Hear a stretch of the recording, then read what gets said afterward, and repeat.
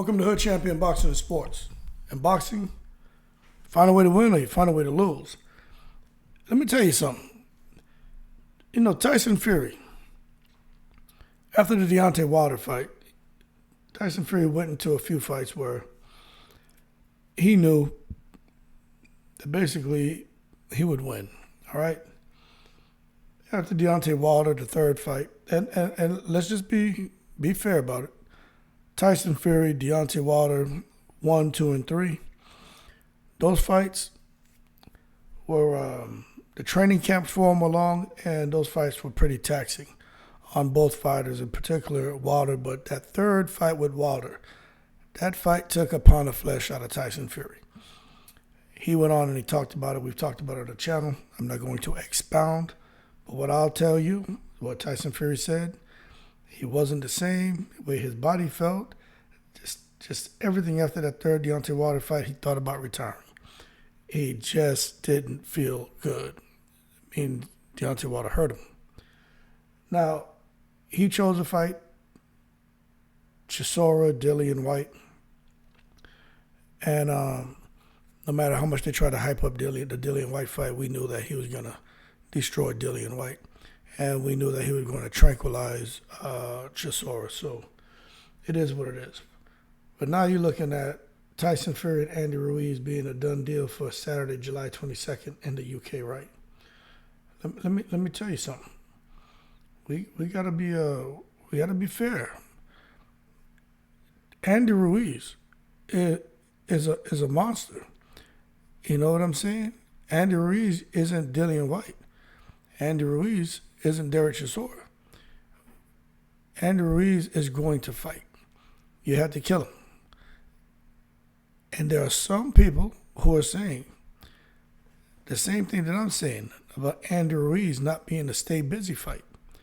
But they're going a little further and saying, with Andy Ruiz, how he came and pulled off the upset against Anthony Joshua, some are saying and expecting for him to do the same thing against Tyson Fury. Now, to that, I got to say, hold your horses. Let's not take it to the stupid. Now, this fight between Tyson Fury and Andy Ruiz is Tyson Fury, it seems to be what he's doing, kind of like Donald Trump. On the way out of office with Donald Trump, he was giving a lot of pardons to people and doing what the hell he wanted to do because he had the power, right? I'm not going to say he was abusing his position power, but he was using his position power as a president to put a whole lot of pardons in place. And Tyson Fury seems to be using his position power to kind of give paydays to some guys who he thinks highly of. And we know he and Andy Ruiz connected on religion. And plus, Tyson Fury felt he was happy to see Andy Ruiz come out there and knock out AJ because of all the rivalry between Tyson Fury and Anthony Joshua. But the bottom line, unless Tyson Fury chooses to stay in the pocket with Ruiz and play around with Andy Ruiz, right? Clinching and playing around. Let me tell you something, right? If he stands in there playing around with Ruiz, Ruiz has a good chance to knock him out. Ruiz is a dangerous, dangerous fighter on the inside. Now, for those of you out there who still aren't familiar with Andy Ruiz, look, some people didn't learn about him until the first AJ fight. I would challenge you to go watch the first 15 Andy Ruiz fights. Then you come back and let's have a conversation. Andy Ruiz is alive. He's a live dog in the fight. And it just makes you wonder, right? If Tyson Fury is fighting him on July 22nd, Deontay Wilder came out and, he posted this weird, poem, I guess, about it's time to go to war. So what that tells me is Deontay Wilder is going to be returning and making an announcement soon. So we know we got Ruiz and Fury off the table for July. And then Tyson Fury should, if he wins, which I fully expect him to win, to go into a fight in December against Usyk. Because Usyk should beat Dubois.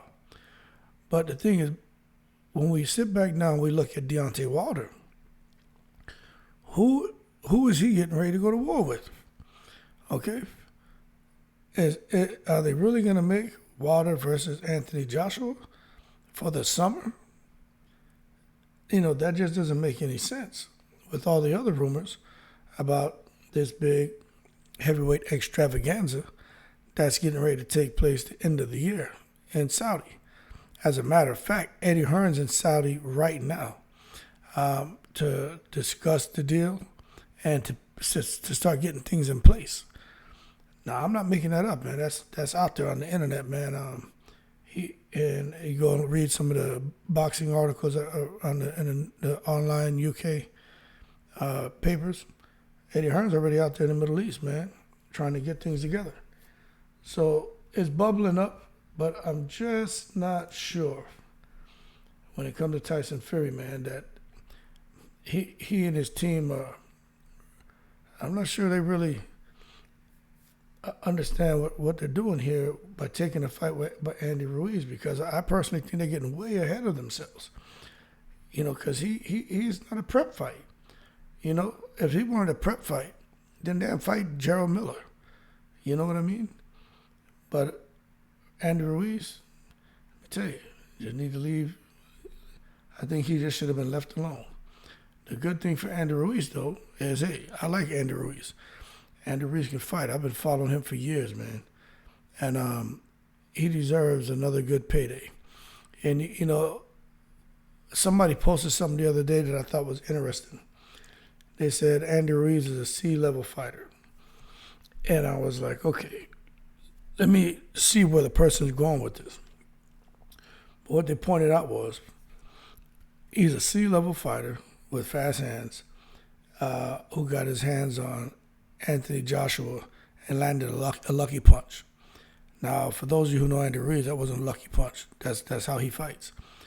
But then they went on and talked about how he's a C-level fighter who's still riding that wave of getting that win against Anthony Joshua, and that he struggled with Chris Arreola and he struggled with Luis Ortiz. Both of those guys who are old and no longer in their primes, and they still gave him the business. And they said that's why they rate Andy Ruiz as a C-level fighter. And now that he's stepping up against Tyson Fury, they don't give him a chance at all. Now, I'm not telling you I share that same sentiment. What I'm telling you is, when it looks to this fight between the two in the summer, I fully expect Tyson Fury to fight smart. And at some point in time, let the big shots go, and we may see him stop Andy Ruiz. But if for some reason he gets reckless, I'm telling you right now, Tyson Fury could go down like real estate depreciation if Andy Ruiz puts those Mexican hammers on him. And I'm just being honest with you. But that being said, so far we got some movement with Fury and Ruiz. Let's see what happens with Usyk and Dubois. Let's see what happens with Wilder and AJ. And let's see what happens with the other heavyweights. But at least we're getting some kind of movement, and we're getting announcements, and the announcements coming from the fighters, not somebody who's out here saying, it's rumored, reportedly, this person said they heard. Like that's an antiquated way of doing business. Like we're over it now.